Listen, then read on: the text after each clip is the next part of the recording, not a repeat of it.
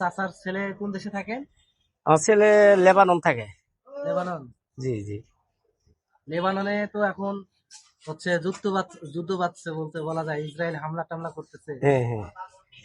এখন তো যদি যে লেবাননে যুদ্ধ বাঁধে, এখানে তো সব মুসলমানরা আস্তে আস্তে এক হচ্ছে, আল্লাহ রাস্তায় যুদ্ধের জন্য হুম, প্রস্তুতি নিচ্ছে, হুম, জি এরকমটা তো শোনা যাচ্ছে। জি জি। এখন আপনার ছেলের ক্ষেত্রে আপনার কি নির্দেশ আছে এই ব্যাপারে? ও আমার ছেলের অর্ডার দেওয়া আছে, একবার বোমা আহত হয়েছে, ও আল্লাহ দিলে সুস্থ হয়েছে, এখন 1 বছর ধরে ওইখানে থাকে।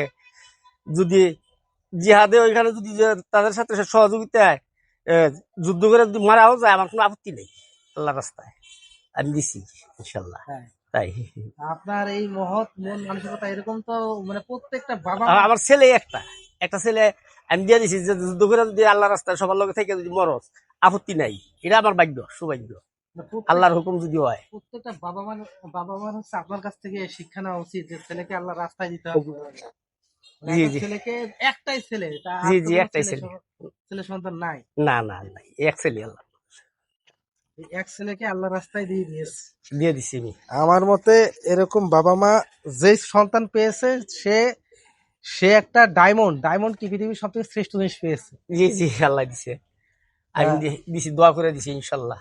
তো চাচা, আপনার আপনার মহত্ব দেখে আমি শুধু বিস্মিত হচ্ছি, আমার গায়ের পশম খাড়া হয়ে গেছে যে আপনি এরকম ডিসিশন নিচ্ছেন। একটা মাত্র সন্তান, আপনার জি 2 মেয়ে। জি জীবনে মানুষের অন্য কোনো বাপ মা হইলে তো মনে করেন যে বলে, বাপ তুই কালকে আয়, জি। মরেই যেত টেনশন করতে করতে। আপনি কি করে আছেন চাচা? আপনার কাছ থেকে আমার এইটুকু শুনতে ইচ্ছা এটা করছে। আমার আল্লাহর উপর বিশ্বাস আছে। আল্লাহর উপর বিশ্বাস আছে। ওয়ালাইকুম আসসালাম। আল্লাহর উপর বিশ্বাস আছে, আল্লাহর নামের উপরে ছাড়ছি আমার ছেলেরে। যদি মারা যায় না, কোনো আপত্তি নাই, সৌভাগ্য। যে শহীদ মরা যদি মরে, মরুক আমার ছেলে, যুদ্ধ করে। তাই? যুদ্ধ করে তাদের সাথে সহযোগিতা করুক, দরকার হলে আমার অর্ডার দেওয়া আছে। একবার আহত হয়েছে, বোমার চিটা পরে একবার আহত হয়েছে, যে শোরুমটা করে ভেঙে গেছে একবার। 1 বছর ধরে থাকে ওই জায়গা। দোয়া করেন ইনশাল্লাহ, আল্লাহ ইনশাআল্লাহ। হায়াত দিত। তো সকালে শুনতে পাচ্ছেন যে আছে আমাদের চাচার নাম কি? আকবর। আকবর চাচা। চাচা বাসা কোথায়? কালীনগর। জি, কালীনগর। কালীনগর, জি, সিলেটে। সিলেট। সিলেট কালীনগরে আমি এসে চাচার সাথে আমার সিলেট পরিচয়। গোয়েন্দা থানা, কালীনগর। আমি তো অবাক হচ্ছি, চাচার মহত্ব মানসিকতা দেখে আমার মানে কি বলবো, বলার কোনো ভাষা নেই। তো আমার কাছে একটাই কথা বলার থাকবে চাচার হয়ে, জি যে এরকম মানুষ মানে আমি মানে দেখা পেয়েছি, এরকম মানুষের সাথে আমার একটা সাক্ষাৎ হয়েছে, এই জন্য আমি অনেক হ্যাপি।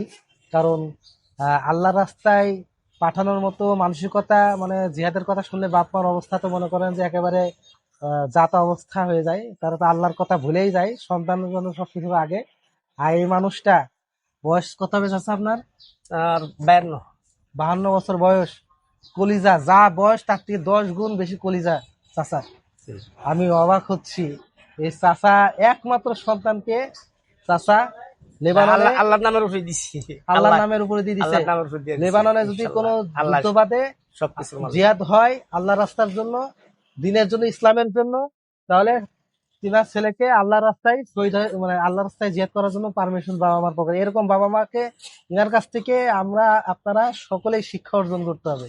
আমি প্রত্যেক বাপ মা বলবো যে এরকম বাপ মা হন, তো জীবনে মানে সার্থক বাপ মা হইতে পারবেন। এরকম বাপ মা না হইতে পারলে সার্থক বাপ মা হওয়ার কোনো আমি চান্স দেখি না। মানে আল্লাহর রাস্তায় ছবি দেওয়ার মতো বাপ মা হতে হবে। আল্লাহর রাস্তায় সন্তানকে বিলিয়ে দেওয়ার মতো বাপ মা হওয়াটাই হচ্ছে সফল বাপ মা। এছাড়া বাকিরা সব জাতা অবস্থা।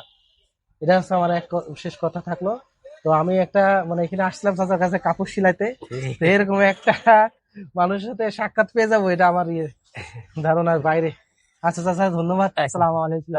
আসসালামু আলাইকুম।